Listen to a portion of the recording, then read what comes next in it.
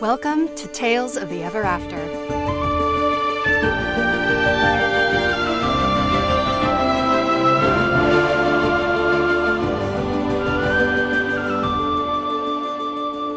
Stephanie, after experiencing this traumatic event, you felt yourself dying. You're in this liminal space. What do your dreams, visions, nightmares look like right now? She is in her captain's quarters, and it's a very stormy, dark night on the sea. Through the rolling of the ship, waves crashing against the bow, thunder and lightning outside. You hear these voices on the other side of the door that you don't recognize. It's muffled, so you can't quite make it out. It sounds like a feminine voice and a masculine voice. And the ship is creaking, lightning's flashing, and then the door to your cabin kind of creaks open just a little bit. And you see these two shadowy figures there. And then you just pick up the last little bit of whatever this conversation was. You hear the man saying, I need to return to the Northern Forces and see what's happening there. Keep me informed. Goes, yeah, sure. Whatever you say, Dad. And then you hear, or you see him walk away, and lightning flashes. You see this outline of this person as they don't move. It's almost like you're moving towards them, even though you're not like physically, you haven't physically gotten up. You blink a few times and you realize that you're laying down in a bed. Your vision slowly comes back to you. You're inside of a small room. It's kind of your own words, Spartan looking. And it looks very familiar in that level of what it lacks. And you see this, what looks like a guard is standing there. She has short cropped hair. She's wearing plate mail. You see that the Agrid sigil is etched into the armor itself. Fair-skinned, human. And she is not paying attention to you at this moment. She's actually off to the side. She's gone over to like this desk and she's writing some things down on some paper. What do you do? Did I black out in another gift shop? She kind of startles a little bit and turns on like, wait, what? Lieutenant Bradshaw, are you okay? Well, it's Captain these days, I think, if I'm remembering correctly. But, you know, who are you? I don't know anything about you being a captain, but congratulations, I guess. You've been out for about a week now. Are you okay? Like, your head hurt? Can I get you anything? Oh, he usually brings me some good tea to help me sort of reground myself. Is he here? I don't know who that is, but 1 second. She opens up the door. She's like, hey, can we get some tea in here? She's awake.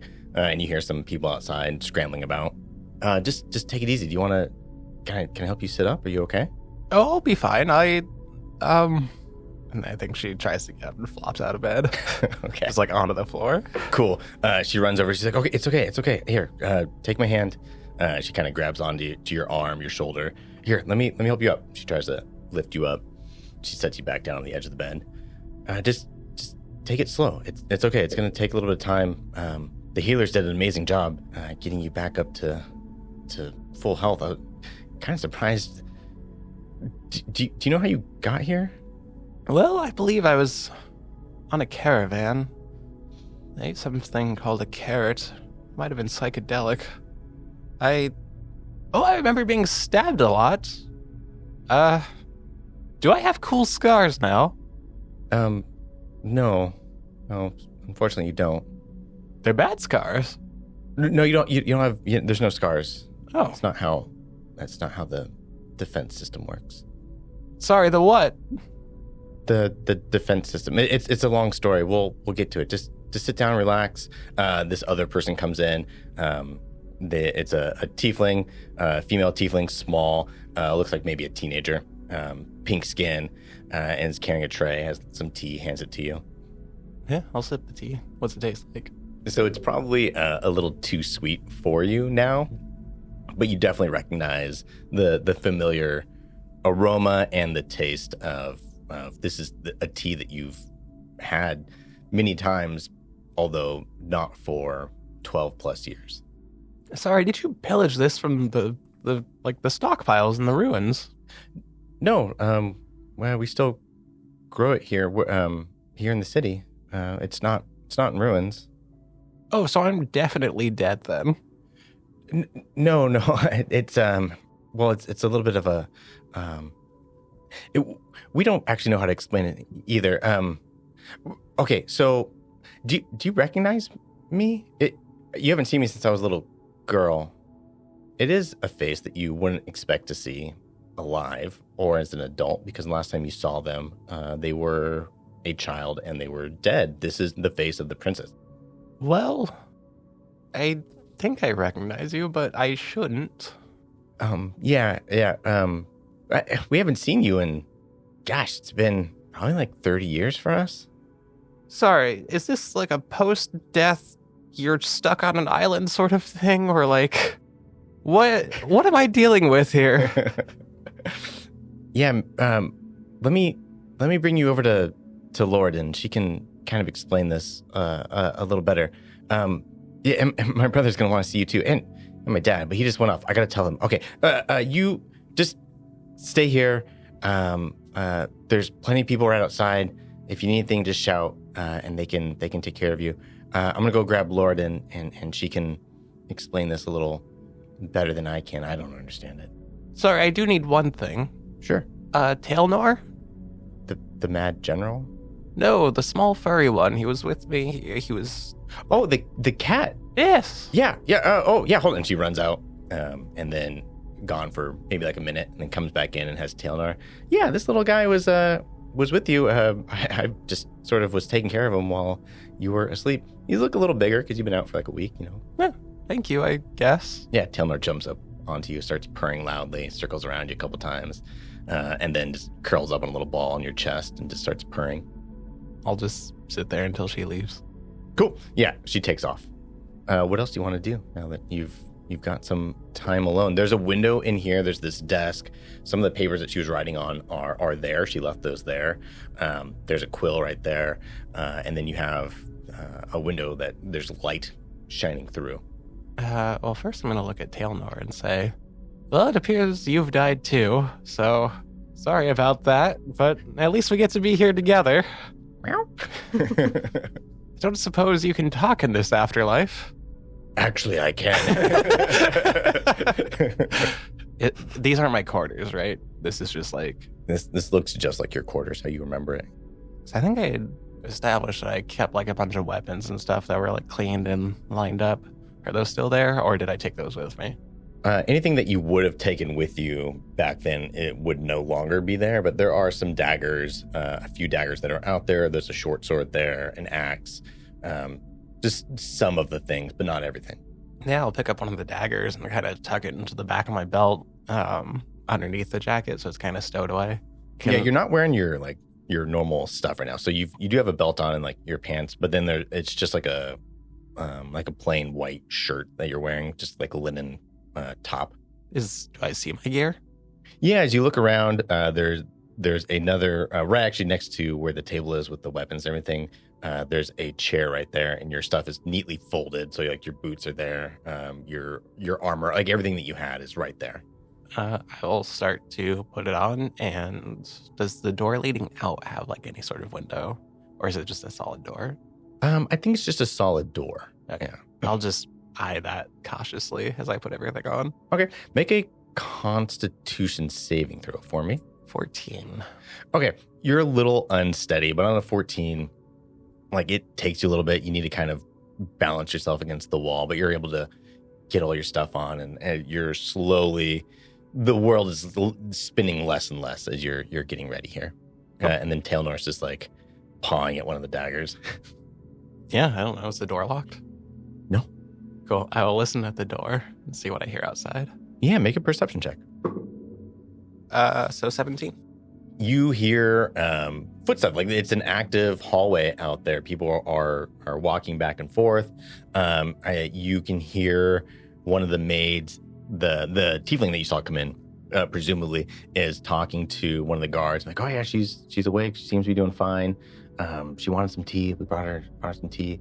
Princess Alice went to go get Lorden to come check on her and kind of explain stuff. I think once Lorden's here, maybe we can get her over to her friends and we can have that conversation with her.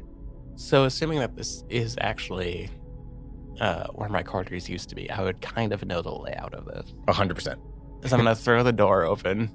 Dramatically? Yes. Okay, cool. Everyone's like, whoa!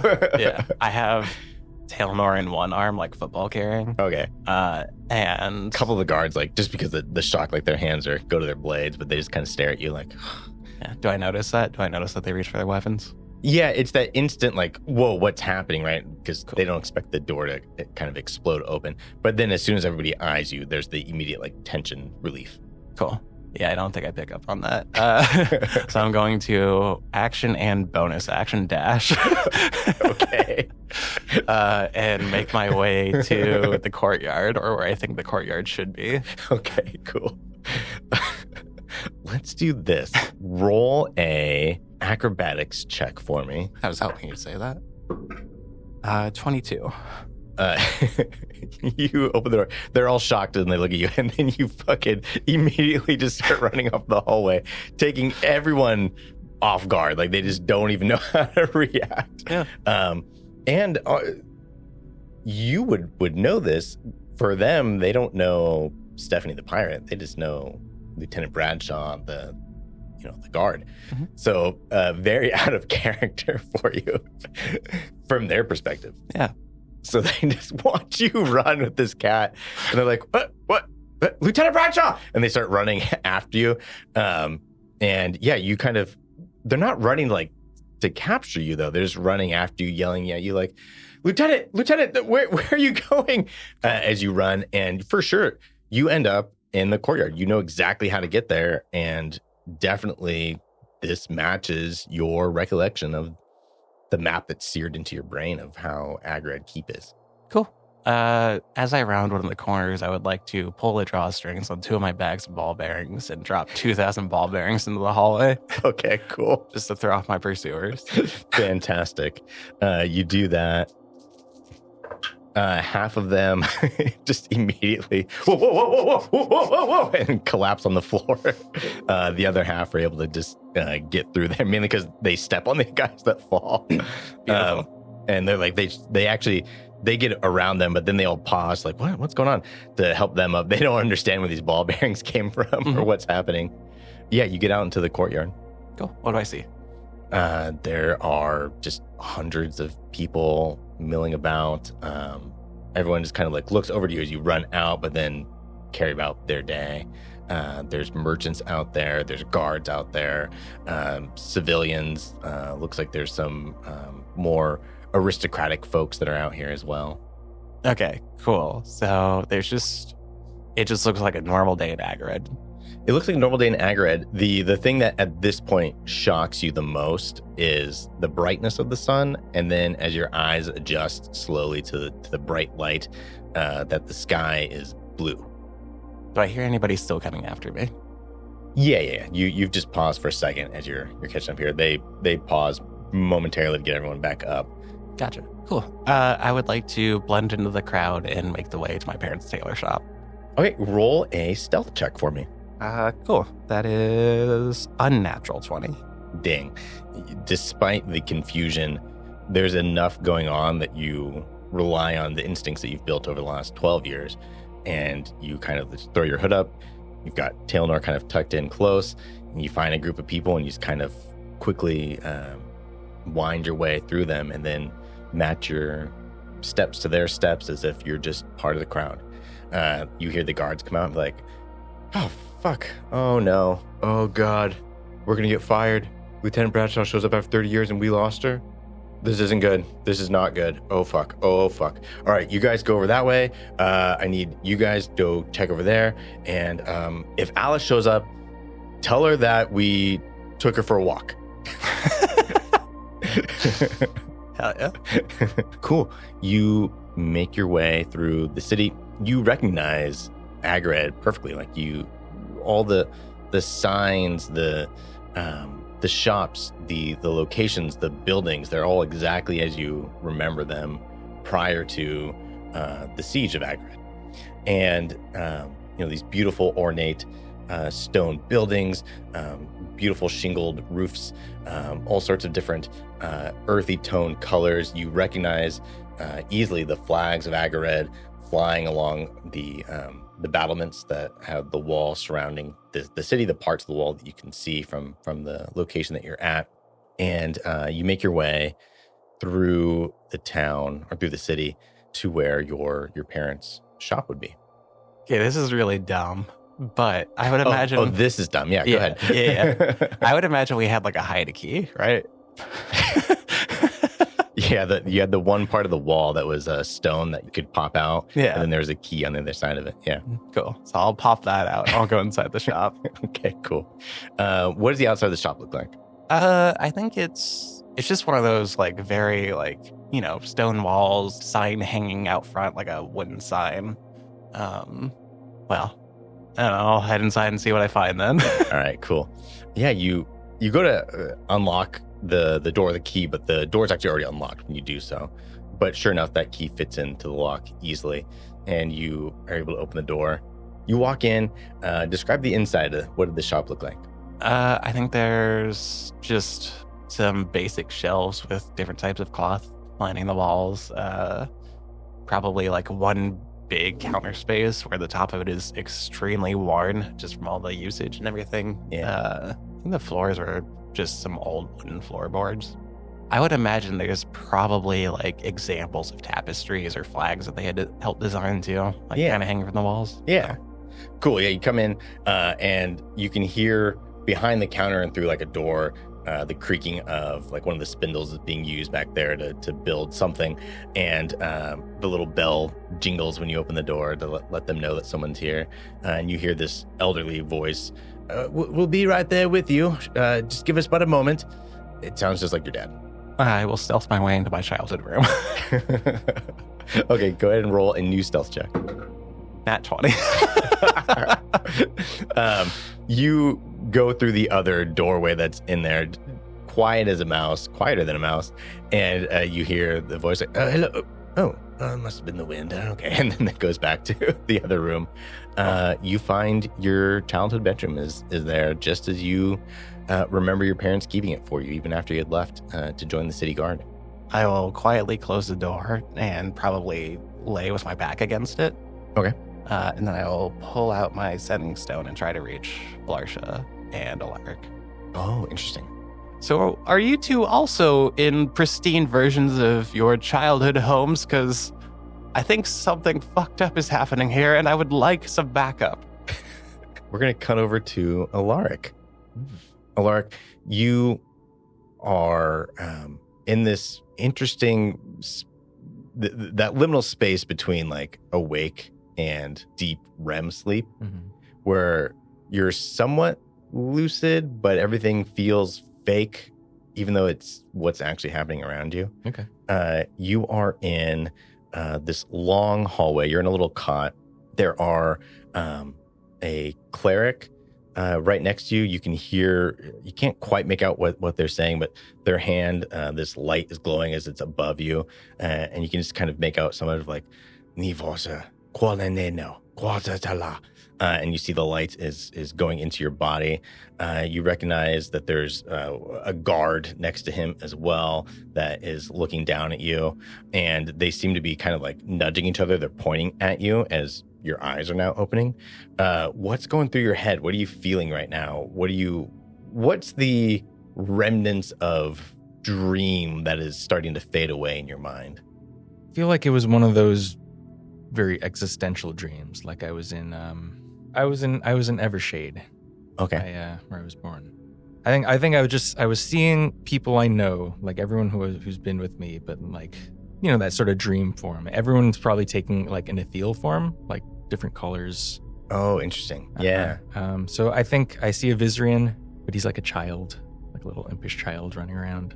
And I see Larsha, but she's like, not scary, but she's in like owlbear, like fearsome stalking creature moving around. And I probably see Zayela, but she's like just, like when you have a dream and someone's just like immaterial, like they just, they're not, they're there, but they just never really take shape. Yeah. Yeah, and it's a very disquieting. Like everything just feels really impermanent. That sort of dream. Yeah. Oh, I love that. That is melding with the reality that you're seeing, or at least you think it's the reality of what you're seeing of this priest, this guard. Other orderlies seem to be kind of walking in the back. You can just sort of out of your periphery sense that there are other cots in this room that you're in. And as that dream slowly fades, you can feel yourself take this like deep, gasping breath as you fully awaken to whatever this is. And you see the priest go, it's okay, relax. You're fine. Do you remember your name? Xander. Roger. Elaric. My name is Elaric. Elaric, do you remember anything about how you got here, Elaric? I don't think that was real. Elaric, do you remember who else was with you when you came here? The pirate and my sister and the Vizirian? I don't know. It's all a bit hazy. As you're looking, like the guard and Stephanie was the name. Stephanie. Before you say Stephanie, when you're saying these multiple names, pirate and all these other things, these other descriptors, and you're naming more people than physically were there, there's this shared look of concern of like, but then you say Stephanie and they kind of look back at you. There's this moment of, cool, he's named someone that we for sure can verify was with him. Maybe he's okay. Yes, Stephanie, Lieutenant Bradshaw was with you. The other one was your sister? And you said there was a fourth person? No, it was just three of us actually traveling through the desert. Are we still in the desert? No, not exactly. Here, drink this. And they give you this warm kind of like poppy-like drink for you to partake of. That is so much better than the tea he was making. Thank you. How do I feel? You're groggy. Your body feels sore. You don't have, as you look down, like there's no wounds or anything on you that you would expect to see. But yeah, you feel like you went 10 rounds with Tyson. I'm going to try to cast Healing Light on myself just to see what happens. I think you mean 10 rounds with Tailnar. 10 rounds with Tailnar, yeah. That should be 7 points of healing. You go to cast this, and your healing light is through your warlock patron, right? Mm-hmm. And the light sort of sparks a little bit. You only get half of that. Not again. So where exactly am I then, if not in the desert? You are in the kingdom of Agared. Oh. Yes. Oh, that was the point. Excellent. Not very many people make it through our defenses. Alive. You're very lucky. You and your companions. The other two, they both survived as well? Yes, they're both okay. Yes. Okay, good. I don't believe that they're awake yet, but they're both okay. Can I stand up? You can try to stand up. Make a Constitution saving throw. Constitution. Ooh, not great. 11. You sit up, and the world just is off like 45 degrees from what it should be. So it's very disorienting for you. You feel a little nauseous, not enough that you're actually going to like do anything about that, but you feel as if you were to stand up, you would probably fall right away. But you're able to just at least sit up and then kind of lean back against the bedding. You can see a few cots down on the other side of this room. You see that Larsha's over there. Oh, I will, as best I can, make my way over to her. Okay. On that 11, you try to get up and like you stumble, so they have to like hold on. He's like, it's what are you okay? Where are you going? My sister's over there. Okay, here. That's her. Put your arm around me. They grab you. We can guide you over there. And they walk you over. Hey, can you bring a chair over here? And one of the guards brings a chair, sits down next to where Larsha's bed is. Here, just relax. Are there any windows? There's a few, kind of like just like those arrow slit type of windows to let just a little bit of light in. So yeah, the room is well lit from the natural daylight. And then there's some torches everywhere. Okay. Some scones. Okay. Some delicious scones. Can I see the sky? Not from where you're sitting. No. Okay. All right, I will check on Larsha. She asleep? Yeah, she is still unconscious at this point. I'm sort of a healer. I can help. What can I do? It's okay. We've got our healers. They've been looking after her. She's recovering. All of you had a traumatic experience. We still don't quite understand how you're all, frankly, alive. So Loradin, our lead priestess, has been looking after the three of you. Thankfully, you had Lieutenant Bradshaw with you. Otherwise, we might have just let you all die. Lieutenant, that sounds wrong. Is it the same person? Is that Stephanie? Stephanie, yes. Lieutenant Bradshaw. She's the trainer of the royals here. The Royals. They're still kicking around then. Yes, last 30 years they've been ruling here, yeah. Oh, so maybe you need to catch me up. We were expecting to find ruins, I think.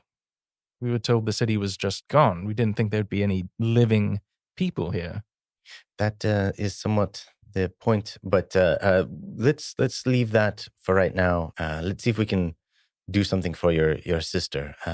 And then perhaps once Loradin is free, she can speak to you a little bit more about all of those things. Right. So what can I do to help? You said you're a healer. Yes. Sometimes, I think our magics have done what we can to stabilize her. Sometimes we find that the best healing magic is actually just reaching out and trying to connect with family. So if this is your sister... That's true. I have definitely seen that work wonders in the past. Yeah, I'll take her hand. Larsha, you are in right now like the deepest sleep you've experienced in a long time. What is it that you're experiencing? What are you going through right now? What's the visions going through your mind? It's the space that I go to when I need the creator and when I need the seed bearer. It's dark. It's cold. I know my feet are on the ground, but it feels like the floor is constantly moving. Yeah. I hate it here. It's empty. And all I can feel is this sense of dread that I felt as I was leaving, and it's empty, and I'm so alone. The mirrors, the one that has the creator and the one that has the seed bearer, the one where the seed bearer would have been, that mirrors, it's just a frame. The glass is shattered. There's nothing there. Mm-hmm. And as you're feeling this overwhelming sense of loneliness and that you hate it here, you can feel Alaric's presence pulling you towards an unseen doorway. In fact, it feels as if he's actually holding your hand right now. At this point, it kind of feels like my heart is spinning around in my chest and I can't move. And I feel a presence behind me and a hand on my shoulder. And she squeezes gently and steps forward. I wake up. I sit bolt upright. I look to Elaric and I say, "Where's that smug celestial bastard of a patron of yours?" Welcome back. You all right? Apparently, I'm fine. Just take it easy. You've been out for a while, I think. I've been out for a while. It's been about a week since you all arrived here. Where the fuck are we? You're in Agared. But we were told we're in Agared. You see the cleric, he waves over some of the other orderlies over here. They come over there, they have like rags. They're kind of like just dabbing your forehead. They're even like checking on you, Elaric, as well. Like, is there anything that we can do for you? Are you okay? Do you need something to drink? No. Okay. Do I have the stone? You're kind of in the same position that, you're as characters, you wouldn't know this. You are in like just kind of like linen tops and then just like basic cotton pants. And your stuff is in the far end of this room. Like you can actually see there's cubbies and you can clearly see all your things are organized over there. So right now, no, you don't have the stone. You have, other than the clothing that you're wearing, there's nothing physically with you that's yours. Okay. How does Larsha look? She went from 0 to 100. So like, she looked lucid? Do you look lucid? I told you, I'm fine. Well, that's good.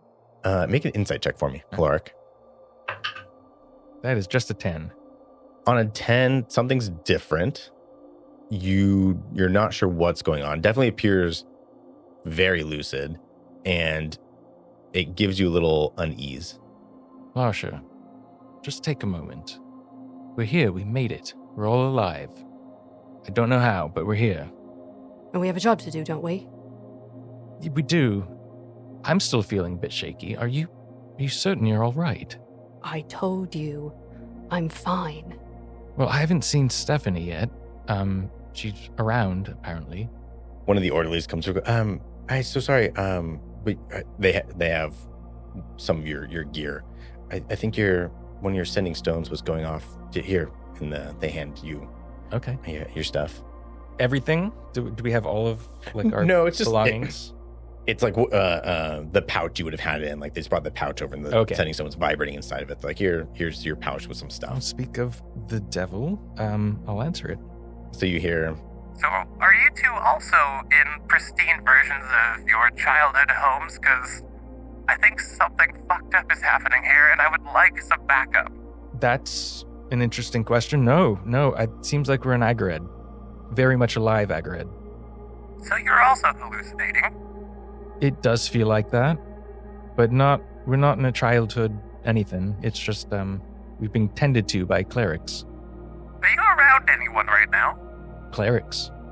I'm not at my childhood home. I'm in the marketplace, buying wares. Copy that. 10-4. Do you want to meet us? I think we're still in the castle. Yes. Let's meet in the marketplace. In the marketplace. And not anywhere else that might have been mentioned. We will meet you in the marketplace as soon as we can get out of here. Oh, wonderful. There's actually this, really good bakery that sells sconces. I'm getting impatient. I get up and I go to grab my gear and put my clothes on. Okay, make a Constitution saving throw for me. Please be in that one. It's a 9. You're able to get up, but the world is, again, it's just the mind is a little bit ahead of the body right now. So your force of will is driving you forward, but you're kind of like stumbling into the bed. Some of the clerics there, the orderlies, kind of offer, "Oh, it's okay. Let us help you over to your things. We can bring these to you. You don't need to go over there." I'm gonna sit down on one of the cots and try to get up again. Okay, make another Constitution saving throw. It's 14. You're still stumbling a little bit, but you're able to kind of like you shove them off, and they're like, "Okay, it's okay." And they're walking next to you and sort of making sure, but they're like making sure not to touch you, but also there in case you were to fall over. They walk with you over to your stuff, and you're able to grab your gear. No one's trying to stop you from what you're doing. Mm-hmm. I'll follow Larsha, just tailing along with her energy. You're able to my stuff as well, and just you're able to grab your gear.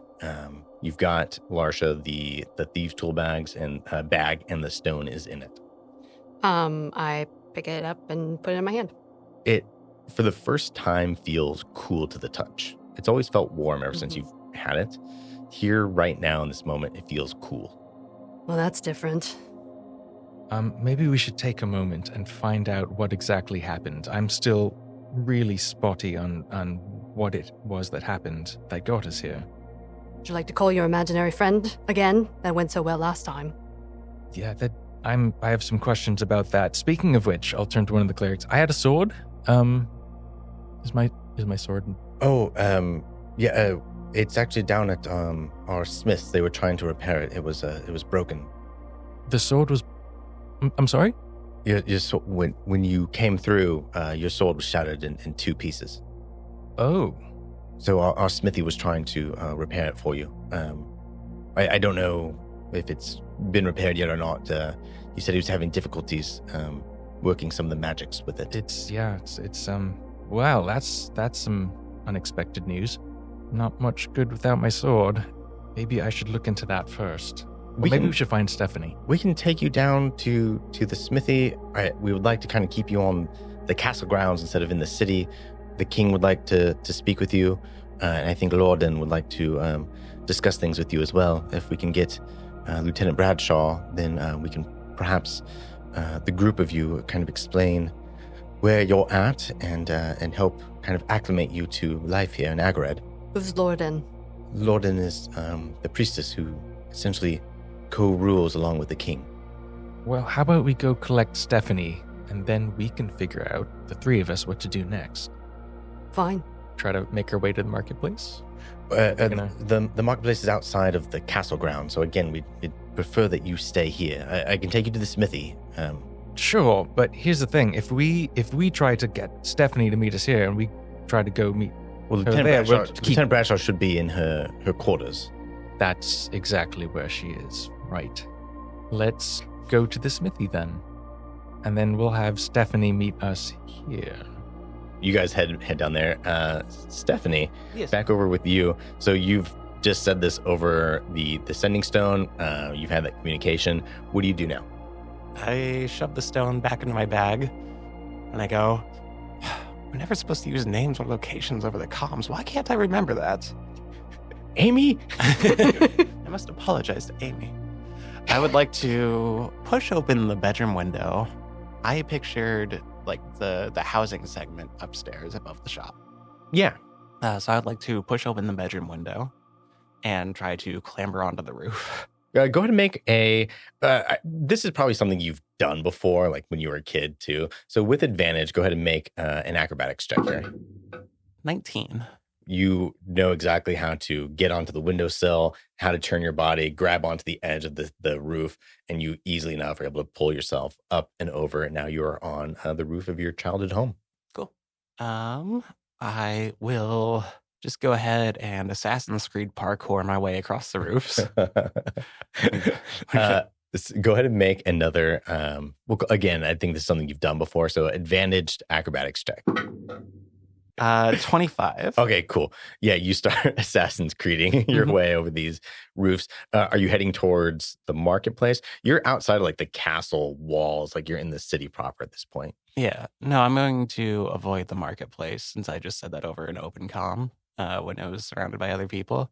Before I get too far away from the childhood home, I'd like to kind of like look inside the windows to see if I can see who had the voice that I heard. Yeah, you jump over to the second building, and then you're looking down at the window. You're at an angle, so you can only see, very little through that window. And now you're looking down from a second story roof down to a first story window, and you see some movement go by, and then after a minute, you see these hands come and like lift the window open, and a piece of linen goes out the window. It gets flapped, and it's being like pinned out there to let it just kind of dry off. And you see the face of your father. Cool. And then you see him like turn around and talk to somebody. And you just see not her face, but just like enough of the movement and the way that your dad reacts of like the motion of your mother. I will steady aim. So I'm kind of along those lines. I want to be clear that it's still holstered, but I'm going to make sure that my pistol is like ready to fire. Yeah, your pistol's there. You're good to go if you wanted to. No, I think she's just going to kind of watch for a second and then turn back towards the city and head in the direction that she knew Candace used to live. You hop around and you get to that part of the residential area. What does Candace's house look like? I think it was just super basic. Nothing flashy about it. Probably like pumpkin spice lattes. Super basic. Yeah. Ugg boots. Pair of Ugg boots outside. Yeah. It's like a cookie cutter home. It's like one of those homes that's just there. Yeah. So, I want to go over there and just kind of like inhale and knock on the door. Cool. Yeah. You knock on the door. A couple moments go by. You don't hear anything. Nothing happens. I'll pick the lock. Cool. Go ahead and make a sleight of hand check for me. Thank you for telling me about reliable talent. That's an 18.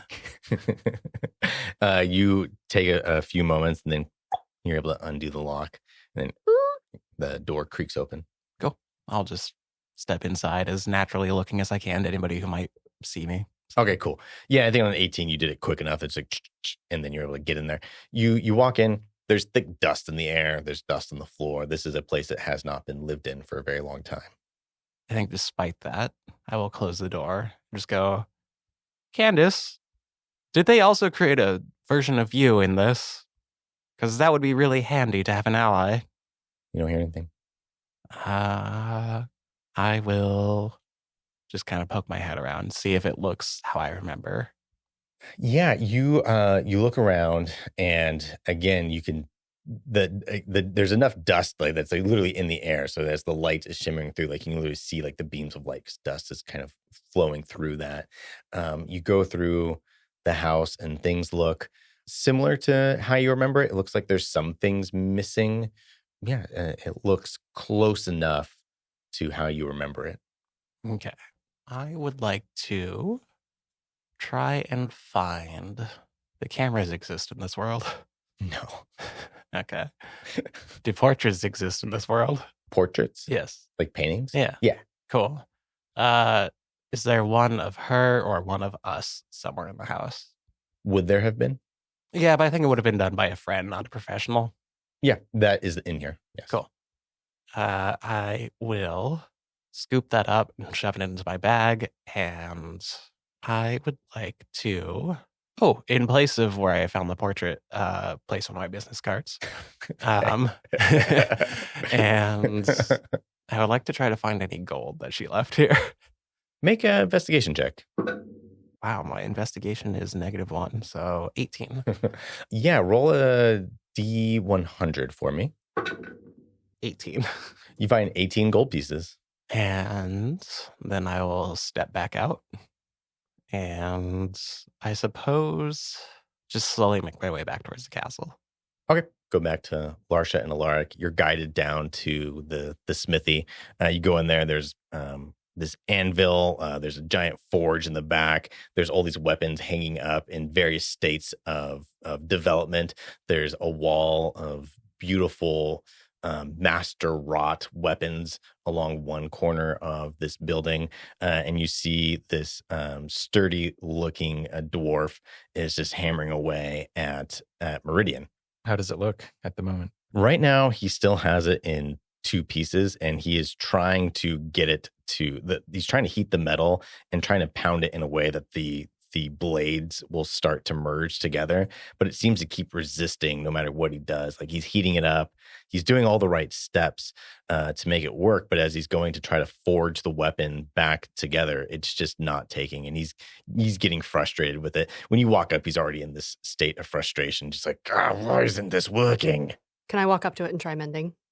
Yeah. He's working on this thing. He's hammering it. You walk up. You go, Lass, greetings. What can I do for you? I'm just gonna put out my hand and use the cantrip. Okay. Go ahead and make an Arcana check. 21. As you do that, you see that the steel, as you just ignore this guy and go to do this, the steel starts to intersplice with itself to try to connect. And then those little tendrils fall back into the separate pieces of the blade. Well, that's bad. That was the first thing I tried. I can also do mending. Nice to meet you. The name's Jimmy. That is an unusual name, Jimmy. Nice to meet you. My name is Elaric. That is my sword. I appreciate you putting in all this effort. Yeah, what is this sword made of? I can't make it get back to you. I've been working on it for the last week. It's been vexing me non-stop. I don't know what it's made of. It is enchanted. Yeah, what kind of enchantments are on it? I did not enchant it myself. It is some divine energy holding it together. All right, divine energy. We've tried that. We've tried evocation. We've tried divinity. I don't understand why it won't just mend itself back together. What else can you tell me about this sword, Elaric? It was given to me by an ethereal, An ethereal? Oh, fuck, of course. I'm going to need Lorden down here. We might be able to mend it. I didn't think you'd have an ethereal blade. That's quite surprising.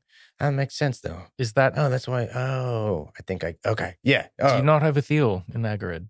Well, it's not really for me to say. Have you met with Lorden yet? No. Someone wants us to. Yeah, she'll explain it all. It's a bit confusing. Some of us don't quite understand it. Yeah, we don't understand anything at the moment. Larsha, should we leave Jimmy to it and finally get some answers? Would you allow us to take it with us? I mean, if you want to, yeah, it's yours. Now that I know about the Ethiel connection, if you can bring the blades back with Lord, then I think I could probably fix it for you. But yeah, of course, yeah. I'm not in the habit of keeping things that aren't mine. They're yours, keep it. Yeah, I'll take the pieces and I'll wrap it up in that red cloak that Stephanie gave me. Cool. Sort of tie it to my back like the shards of Nursel. Yeah, nice. Yeah. Now what do you guys do? Did we have an escort coming down? Yeah, you have 2 guards that are with you. You don't suppose we could convince Stephanie to meet us back at the castle? We should. I don't think they're going to let us out into the marketplace. Yeah, I'll get on the stone. You just guys start talking into it. Okay. I don't know. I was waiting for her to pick up. Thank you for calling Bradshaw Arms and Wares. Your call is very important to us. I can't answer the phone right now. A representative. I'll have you know that's not what I sound like. Stephanie, we're still in the castle. They want us to meet with the king, apparently, and some other folk. Are you close? I'm around. Say no more, but we're gonna stay here in the castle. If you can meet us back here.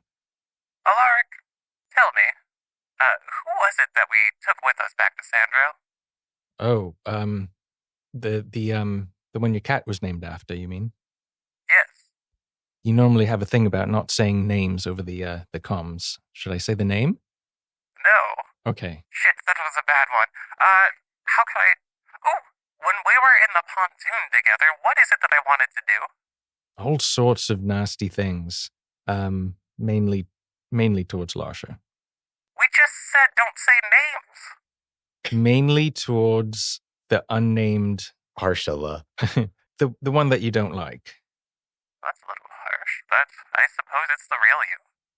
Stephanie, do you remember the time I thorn whipped the hell out of your wrist? Oh, sounds kinky when you don't put it under context, but yes, I do. Your thoughts, not mine. Why don't you start making your way back to us so that I don't have to burn a path between us and you to get you back here? Sorry, are you two both under duress here? Why do you want me to come to you? Because I'm impatient. Okay, that's definitely Larsha. They aren't allowing us out at the castle. And I'm a stickler for the rules. Okay, that's definitely Elaric. Yes. Shit. Okay, I will be there. Are you heading anywhere specific? We're supposed to meet with someone called Loredan. And apparently the king after that? Or at the same time, I'm not sure. Lark's sword is broken, and no one's been able to fix it. Supposedly Loredan can help us. Okay, I will be there soon. Does the name Loredan strike any familiarity with me? Oh, 100%. In game, we have said this out loud before. Loredan is the last name of the other general that used to work with Tailnor. Oh, that's right. Didn't I see her in that vision? Yep. Okay, gotcha. Katja Loredan.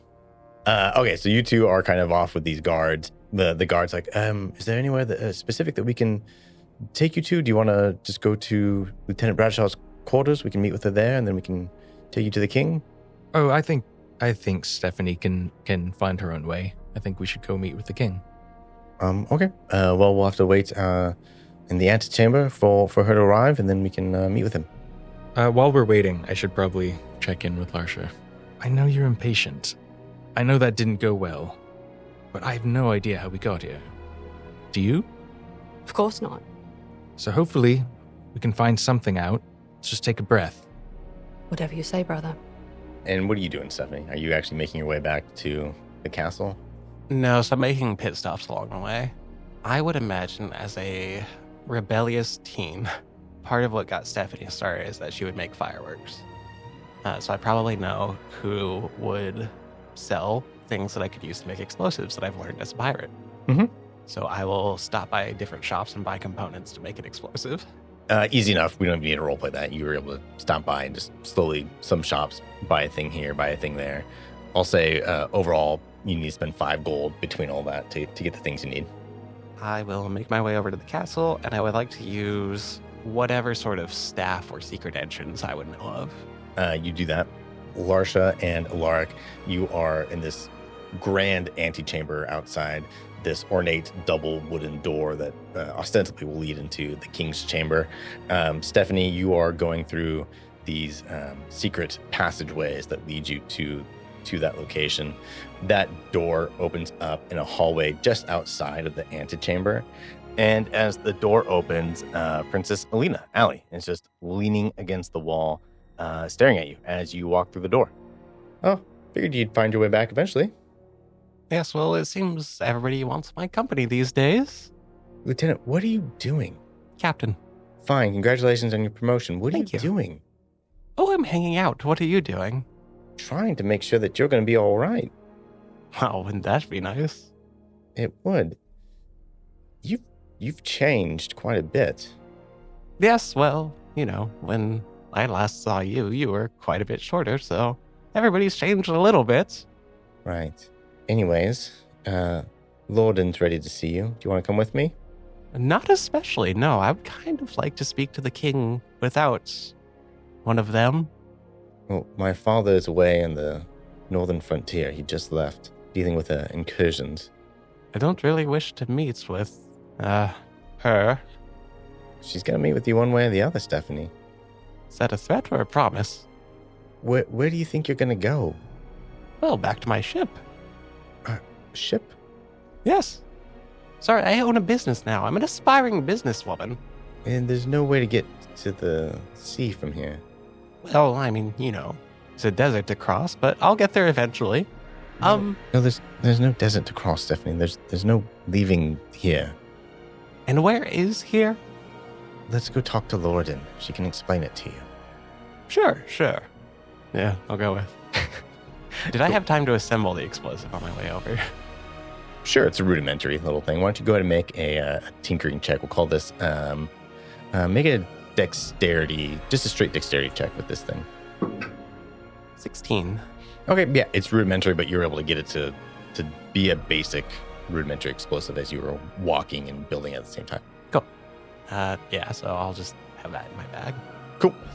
So you walk into the antechamber where you see Elaric and Larsha standing there. There's a couple of guards, and you are all reunited. Took you long enough. Well, you know how I like to make dramatic entrances. Well, that's an understatement. Hi, nice to meet you. She reaches her hand out to shake your hand. I just crossed my arms. Friendly, nice to meet you. Elaric. Pleasure. Lieutenant, Captain Bradshaw here. Well, she trained me and my brother when we were just little kids. So, friend of the captain's is a friend of mine. Does that make you a princess? Aye. Oh, My father's the king. Pleased to meet you, Your Highness. Yeah, I know pleased to who meet you are. Stiga, turn my head over to Stephanie and turn back. Right. Well, my father's disposed at the moment, but Lorden is here and willing to meet all of you. Shall we? As she gestures to the grand entrance. What's up, Dalenar with me, right? Yeah, you've had Taylor the whole time. Cool. Yeah. I'm going to put him back in the hood. Okay. She walks up to the doors. The guards go. They open up these oak doors. There's this long hallway, this red carpet going down the middle to this dais in the back end, where there's a pair of thrones that are sitting back there. At the base of the steps is this human female, pale skin, blondish, almost white hair, wearing this white cloak that also kind of doubles as this long flowing dress, has light gold embroideries around the neck and then along the seams of the wrists. Immediately sort of just this presence about her, this majesty about her as she's standing there. And you walk through the hallway, your footsteps echo in this large chamber, and she goes, oh, welcome, friends. My name is Katja Lorden.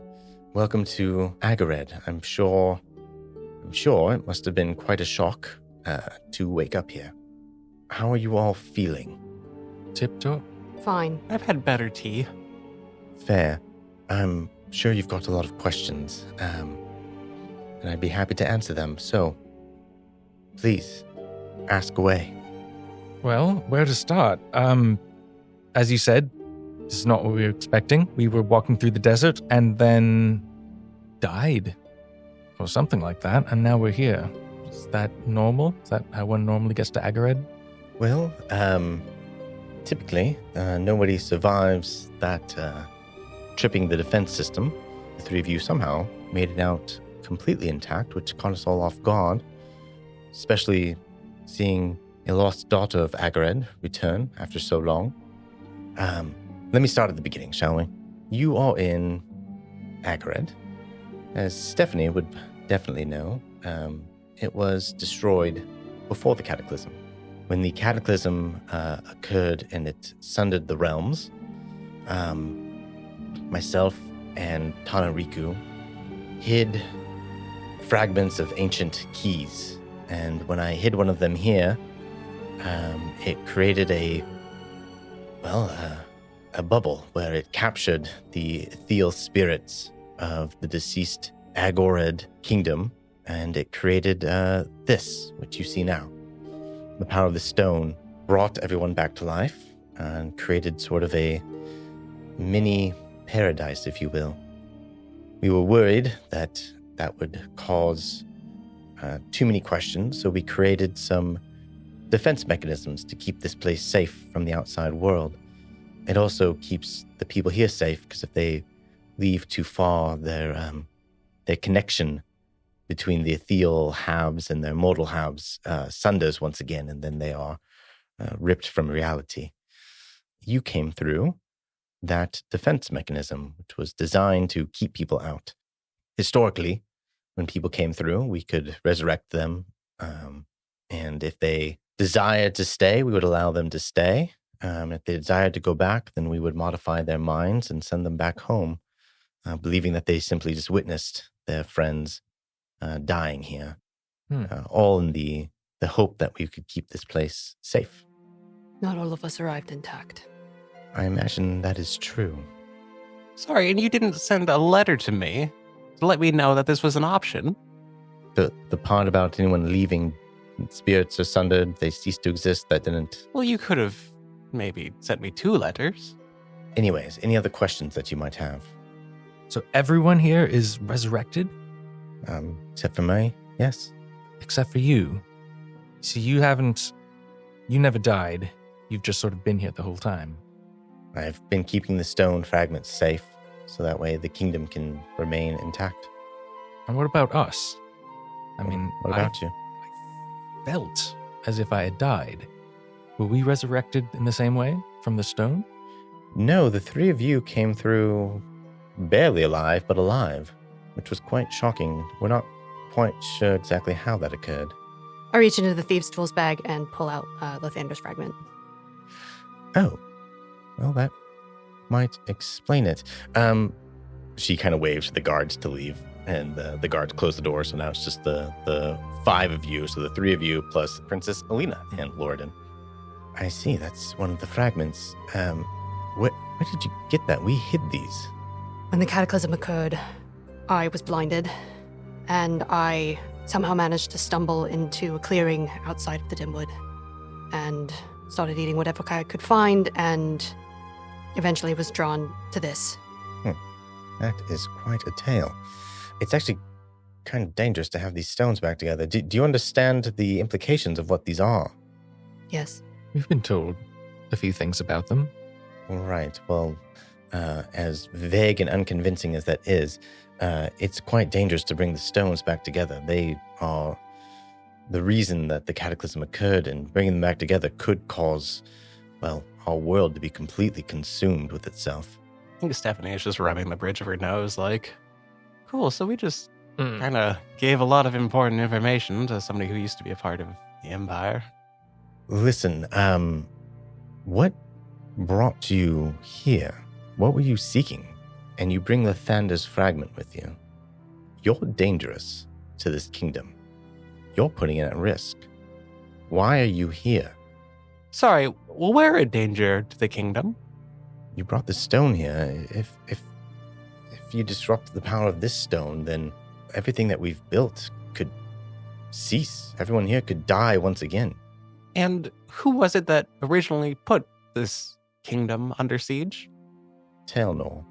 Uh-huh. And who was working with him prior to that? It is well documented that I left the service, the Eldarian Empire, after what they did to this kingdom. Oh, after! You didn't protest it prior to? I was not part of the decision-making of what to do during the siege of Agrad. Oh, well, that's convenient. So your hands are just washed of it. They are not washed of it. They are stained with the pain of every single living entity currently in this city, which is why I've remained here to keep them all safe. Hiding a city away while the rest of the world suffers. That's how you atone. Do you know what the rest of your empire is doing to those that still live outside of this bubble? Yes. Tana and I tried to stop the Empress, and we failed. We tried to make do in our own personal ways, and this was the best that I could do. Sorry, so you brought about the death of all the people around, and then you quit. And you never died or suffered, you merely failed at your task, and you decided to hide yourself away in what you've self-described as paradise. We all failed that day, Stephanie. Sorry, I wasn't there. And when I came back, I did fail. But that's mostly because of what you had set up. Again, I didn't set up anything. These were not my armies that were directed towards Ulnora and Agrad. That was Tailnor's. And had I been dispatched, Agrad would have fallen, but it would have fallen honorably, not the way that Tailnor chose to destroy an entire people. So you don't protest the deaths, you merely protest the means. Of course. Yes, that tracks. Speaking of dispatching, I heard the king was sent away.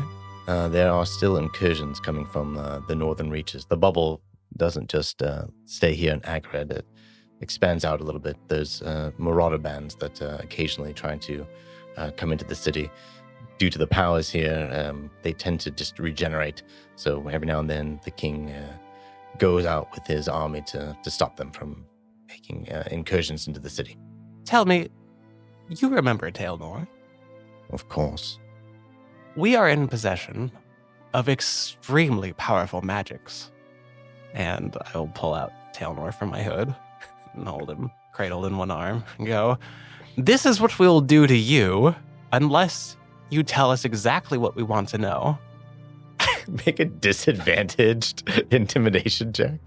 Can I counter that by saying, if you don't believe me, Tailnor, and I will wait for him to react, yeah. Perfect. Now do I roll straight? Nope. It was a 16 and then a natural 1.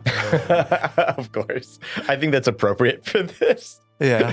I think she senses very clearly your frustration, your anger. She respects it and understands where it's coming from. And then, Stephanie, we had the cat checked. I know that it's just a normal cat. That's how powerful we are. Amazing. Any other questions? Is that what happened to me in that field? Did I die? I'm not quite sure what would have happened to you back then. These stones are very powerful. If it called to you and you found it, while I can't be certain that, yes, it is a possibility that you had died and that it brought you back. But I can't say for certain. What exactly is it that you're so afraid of if these stones would be brought back together? It's the key between our worlds, and while we didn't stop the Empress that day, we were able to peel these off to ensure that she couldn't fully absorb all the power of the ethereal realm into herself. So we took these away to make sure that the keys couldn't function. Without all the teeth of a key is just a piece of metal. It's nothing. I mean, we're not the Empress. We could use that power for something completely different. And the Empress has the power to manipulate the ethereal. I've seen it. She probably still has Kelemvor's fragment, which is why it's a danger to bring these together. If she can get them, if she can hunt you down, if she can find you, then we are in danger. So separating the fragments is merely just to prevent the Empress from being able to use them again. That was the intent, yes. We couldn't stop the sundering, the cataclysm from occurring, but we could at least stop it from being worse than it could have been. But with the power of the fragments, perhaps we could actually do something to repair the damage, instead of just hiding them. You would need all 3 fragments, and then you need to find the statues, which the Empress has control of. And I believe if we remove the fragment here, that it will unravel all of this. Sorry, do you not believe me that this is Tailnor? Is it Tail'? Stephanie looks down. It's very clever. Thank you. You're free to stay here temporarily, but with that fragment here, I am nervous about... I don't know how these things will interact, and if it'll allow the Empress to be able to get around our defenses and our barriers, and I would be much more comfortable if I could send you back home. As she's saying this, can I cast Locate Object and see if I can see where the other fragment is? Yeah, go ahead and cast Locate Object. To cast Locate Object, you have to be familiar with the thing that you're trying to seek. So you know that it's a fragment, but you don't know what it looks like or the shape that it takes. But you do know enough about at least the power from Lathander's Stone. So Locate Object, in fact, I will actually have you make an Arcana check. Okay. 24. That's very good. On a 24, you don't... Normally, Locate Object would almost be like a ping on a mini map, be like, go here, and the little arrow would point up like in your map and tell you like where to go. Because you don't have perfect information on that 24, you definitely sense the stone is around, and you can tell that it's underground from where you're at. Can I tell if it's like, is it underground the castle? Like, is it? I'll say straight down, but not like a straight point down. Like, in other words, you know that there's some level of something beneath where you're currently standing, that it's in that generic location. And then she sees you obviously cast this magic. Listen, again, messing with a stone could kill everyone, including the princess here. I understand that. Yeah, I'm not too keen to die. Well, I want to stop the Empress, and I'm happy to help whatever else has happened to the rest of the world. I don't really want to die for that. Yeah, I wouldn't recommend it. I've maybe done it twice. So what do we do, Stephanie? Stephanie puts Tailnor back in her hood, gives a huge shrug, and turns and walks out of the room. She's changed. She used to be much more direct. Like she would actually answer a question directly? All the time. Huh. Nope. Can't picture it. Well, you're free to stay here for a few days at least. And then we should discuss what your futures look like. I definitely don't want that stone staying here. Well, if you're not going to, throw us in some sort of underground prison or something, in the meantime, I was told you might be able to take a look at my sword. He says underground prison. I clock him for a minute and then turn back. She just sees the interaction but doesn't know what to make of it. Like, okay, you're not prisoners here. You're complete freedom to explore any part of the city, the castle. The guards on the perimeters will be able to kind of walk you through and let you know sort of where the outskirts of this defensives lie, so you know not to pass through that area. You have complete freedom to move around. No one's ever a prisoner here. And yes, what is it about your sword? I believe Jimmy was looking at it. Jimmy was so far unable to mend it. It seems to have some sort of enchantment that makes it very difficult to reforge.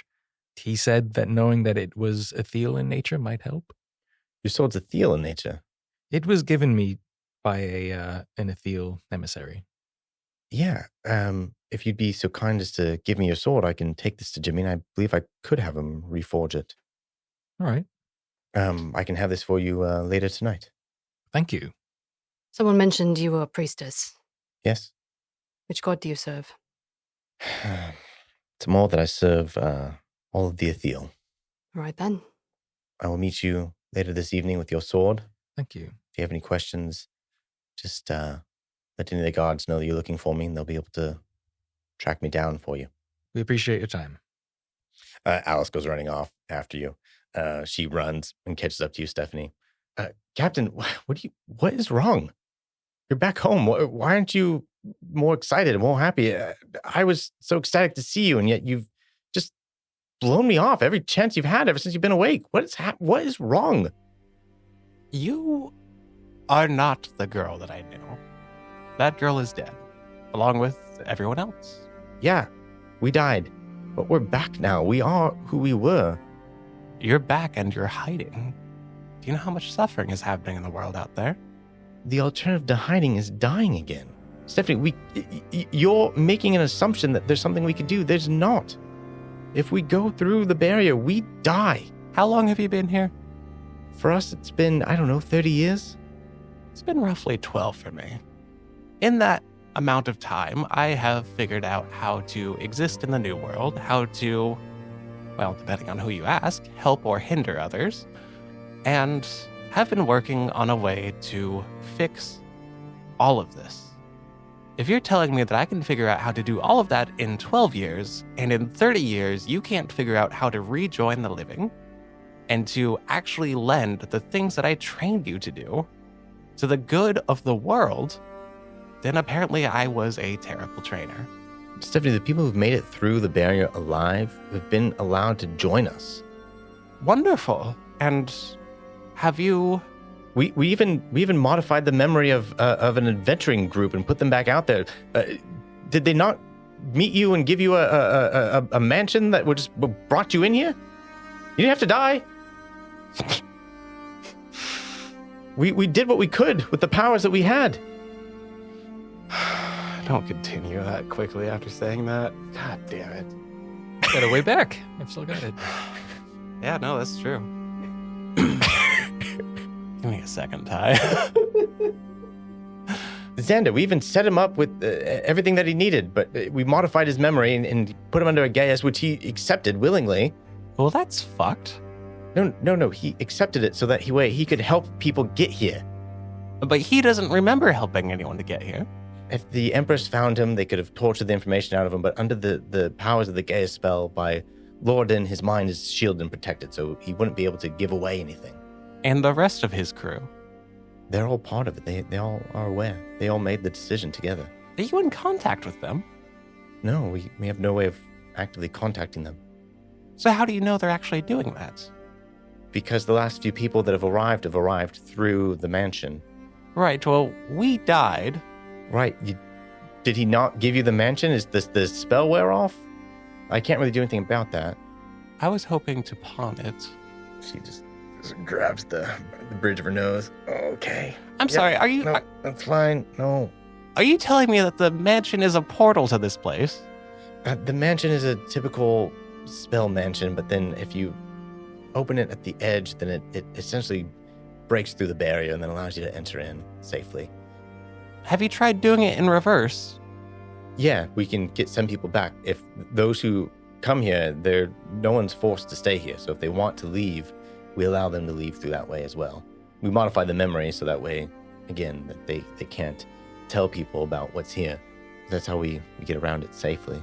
You know, I think that scroll may have been destroyed. Could you perhaps procure another? Lorden perhaps could make one, yeah. Wonderful. I'll place an order for that. In the meantime, you can leave me alone now. Stephanie, what?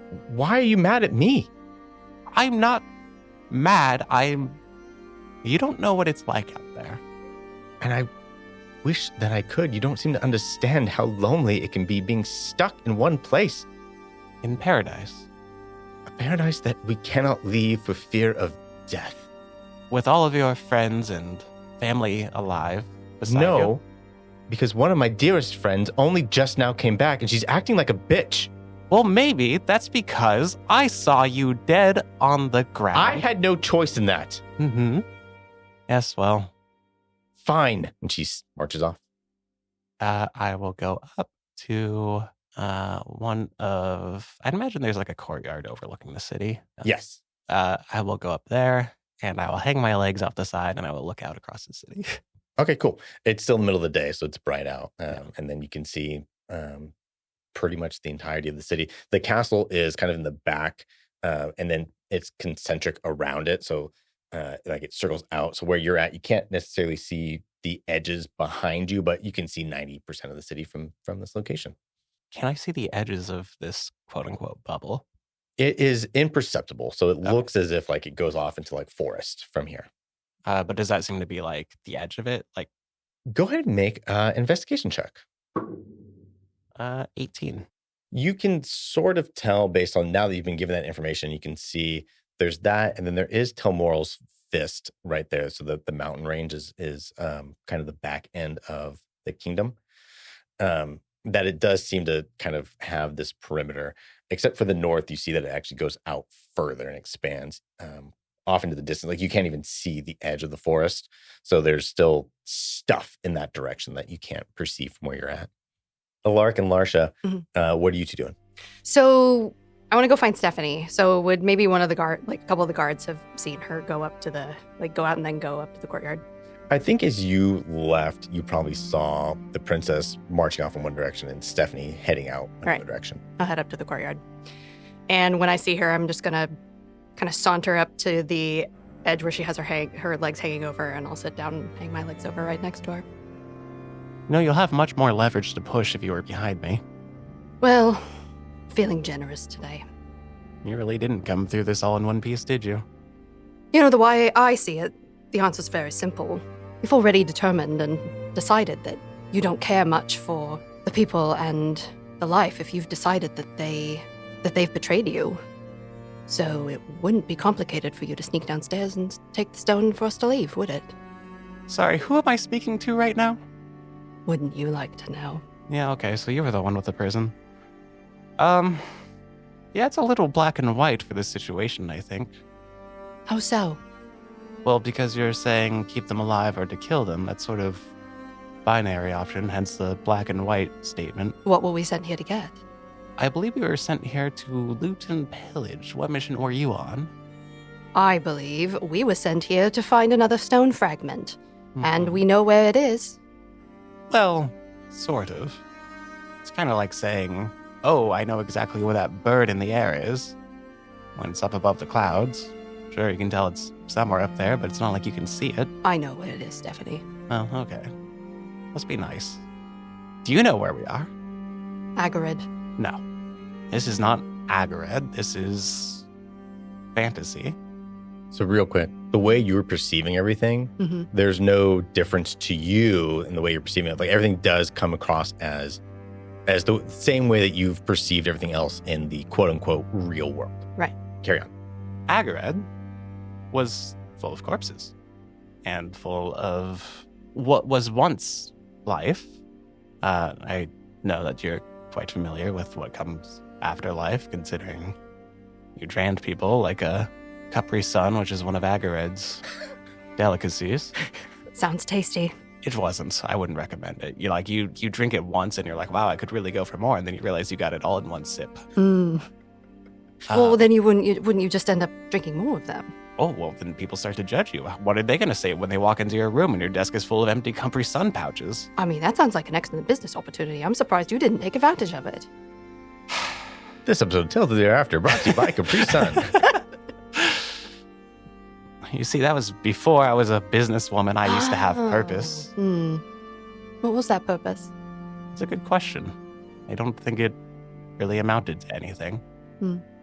I think what you're discussing here is sort of what you did, which was to decide what was best for others and to play with their lives according to your way of thinking.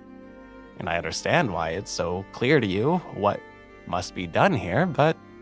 I didn't say it was clear to me. I didn't tell you I'd made a decision. Oh, and what is your decision? Simply discussing. I haven't made one. But you want to sway me into making one? No. So we're just having a little philosophy discussion. Sorry, am I charmed again? Are we back to being besties? You tell me. Definitely not. Well, what path forward do you see? I would like to leave. And what then? Oh, I don't know. We still have one fragment that we can get from the Empress, who I'm sure will be a complete pushover. It's gone so well for us to go into combat so far. And, well, 2/3 of a weapon is better than no weapon at all. So, we can probably make something up. Larsha doesn't have a clear idea of what this process of trying to atone looks like anymore. Stephanie finds it weird when Larsha refers to herself in third person. You forget there's more than one of us in here. I point to my head. Oh, no, I haven't forgotten that. I just haven't grown used to it. Elaric, what are you doing? Did Lordan leave the throne room after we talked, or is she waiting for me to leave? You guys left, and she kind of went out with you and then went off her own way. Okay. Does it seem like she's heading back towards the forge? You don't understand the topography, geography enough to know that. I am concerned just handing my sword off, but I'm gonna let it go. So I'm gonna go for a walk just around the castle. There's a lot to take in. Yeah, you walk around the perimeter of the castle. You see just all signs of life, a community that is thriving, people whose biggest issues seems to be what activity to do for the day. You see commerce and joy and families and friends. I think I'll just go the shortest distance just to kind of be where the people are. And I just don't want to get lost in the crowd a little bit. Yeah, you spend some time doing that. A couple hours go by. It starts to get closer to evening as the sun is starting to set. I think I want to take in just what this population is like. You know, I think I'm wrestling with the idea of this sort of undead city. They don't feel that they're, not really alive. So I want to just get a pulse. I think I'm used to being around cities and people. So I'm just sort of trying to take in what their daily lives are like. But, once the sun starts to set, I'll probably head back towards the castle. Yeah, and you get from this, it reminds you of being back home prior to the cataclysm, just the way a community thrives and exists, the ebb and flow of people sort of being in sync and then out of sync with each other, and the activity and the conversations that are going around. If it wasn't for knowing where you were at and sort of knowing the secret of the place, this is a normal city to you. Nothing about it feels fake or shallow or artificial. No, not even a little bit. But yeah, you make your way back to the armory, you said? Mm-hmm. Have we been given, quarters or anything? Yeah, so Stephanie has her actual quarters, and then there's a couple other areas in that same general area that they've emptied out, and so each of you have your own little room. And they've had guards show you over there and say, hey, you can rest here as long as you want. So I'm going to go back to my quarters, and as I walk through the door, I don't need her anymore. And I walk to the window and start to feel my heart spinning in my chest again. Yeah. There's maybe a balcony, and I just climb up onto the balcony and I hug my knees to my chest and I just start to cry. Stephanie, where are you at? I will be up on the roof somewhere. Because my quarters don't belong to me. Childhood home feels too creepy to go back to. Candace's home is very dark and unwelcoming.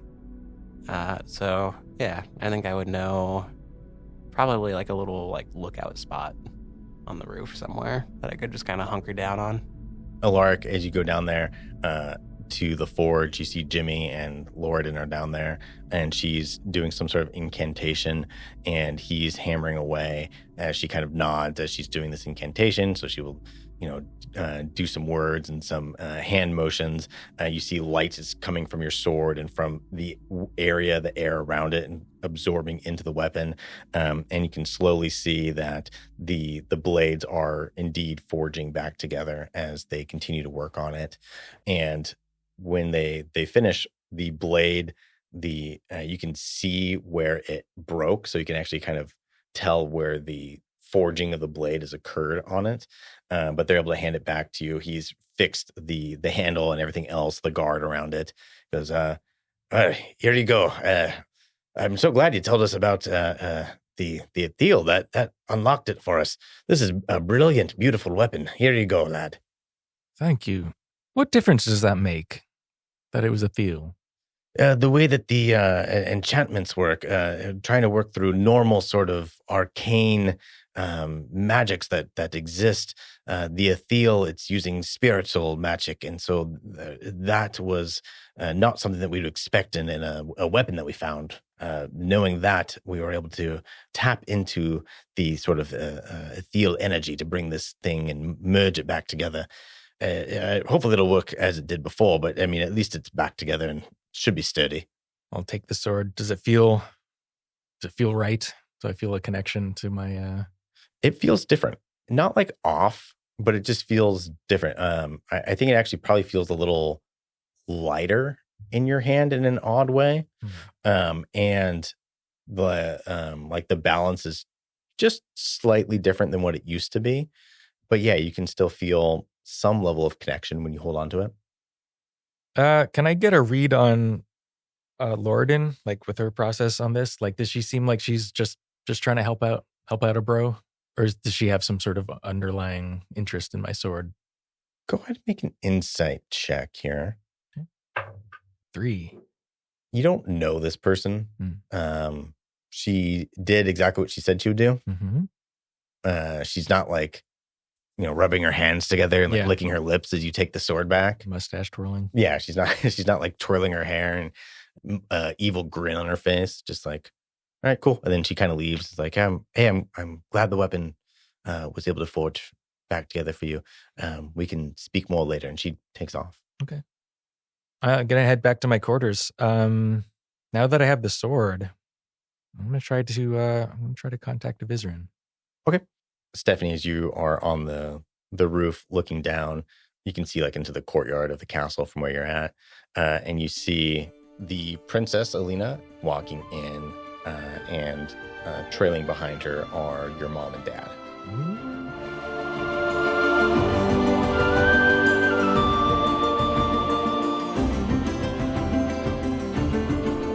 Hello, everybody, and welcome back. Happy 2026. We have an exciting group of episodes coming up for you all. Tales of the Ever After is Randall Marsh as Elaric Athildon, Kate J. White as Larsha Athildon, Lynn Shephard as Stephanie Bradshaw, and Tyler Boroff, that's me, as your DM. Our theme music is by Randall Marsh, and our cover art is by Lisa Turban. Connect with us over on Instagram or Threads at Tales of the Ever After, and also on Blue Sky at Tales of Ever After. Tea time for this episode will be out next Tuesday, January 13th, and Tales of the Ever After will be back on Tuesday, January 20th. We'll see you then.